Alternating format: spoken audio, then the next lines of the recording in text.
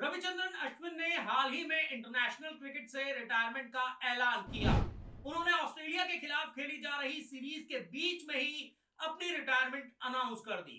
ऐसे में रविचंद्रन अश्विन के संन्यास लेने के बाद कई तरह के सवाल उठे।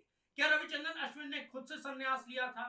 क्या उन्हें संन्यास लेने पर मजबूर किया गया था, या फिर कोई और वजह थी जो रविचंद्रन अश्विन ने बीच सीरीज में ही अपनी रिटायरमेंट अनाउंस कर दी?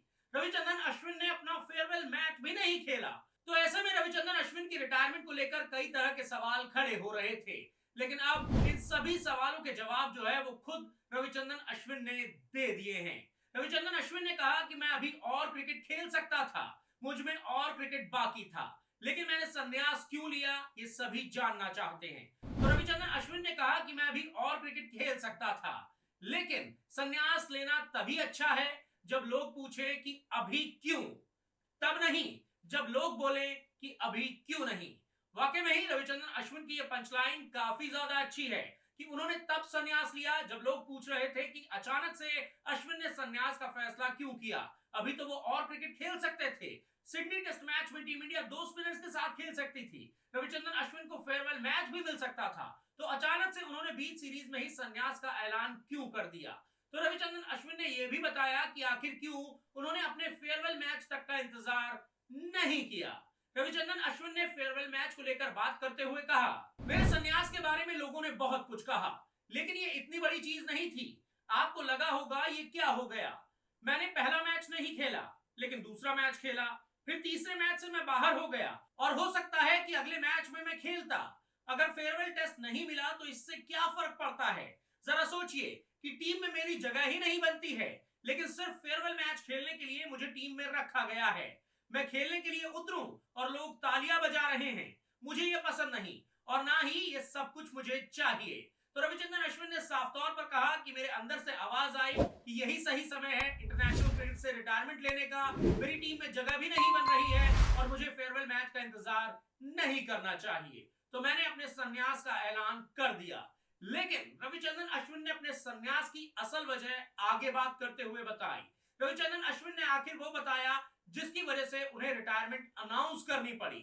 आखिर ऐसी क्या वजह थी जो टीम इंडिया के इतने दिग्गज खिलाड़ी को अचानक से ही अपनी रिटायरमेंट का ऐलान करना पड़ा?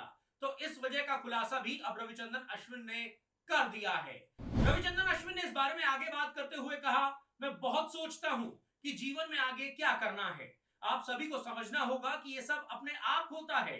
अगर किसी को लगने लगता है कि उसका काम पूरा हो चुका है, एक बार ऐसे ख्याल आने लगते हैं तो फिर कुछ भी सोचने का मतलब नहीं। मैं कुछ भी क्रिएटिव करने की नहीं सोच पा रहा था। मुझे लगा कि यह बात मेरे अंदर खत्म हो चुकी है, इसीलिए संन्यास लेने का फैसला किया। तो ऐसे में रविचंद्रन अश्विन ने साफ तौर पर कहा कि उनके अंदर की क्रिएटिविटी खत्म हो गई थी। वो टीम इंडिया के लिए कुछ भी क्रिएटिव नहीं सोच पा रहे थे, इसी वजह से उन्होंने अचानक ही अपने संन्यास का ऐलान कर दिया। हालांकि रविचंद्रन अश्विन आगे क्रिकेट खेलते रहेंगे, लेकिन अब वो कभी भी हमें इंटरनेशनल क्रिकेट में दिखाई नहीं देंगे।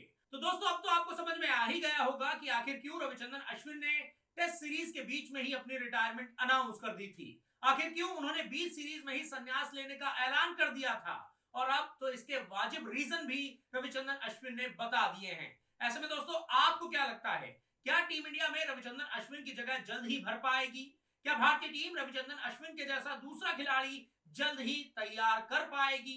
कमेंट करके अपनी राय हमें जरूर बताएं। मुझे पूरी उम्मीद है कि आपको ये वीडियो काफी ज्यादा पसंद आया होगा। अगर आपको ये वीडियो पसंद आया है तो प्रदीप क्रिक इन्फो के यूट्यूब चैनल को सब्सक्राइब कर लीजिए, लाइक कर लीजिए, नोटिफिकेशन की घंटी दबा दीजिए, और इसके साथ ही साथ मेरे फेसबुक पेज प्रदीप सहगल को लाइक और फॉलो करना बिल्कुल मत भूलिएगा। तो फिलहाल इस वीडियो में इतना ही, मुझे दीजिए इजाजत।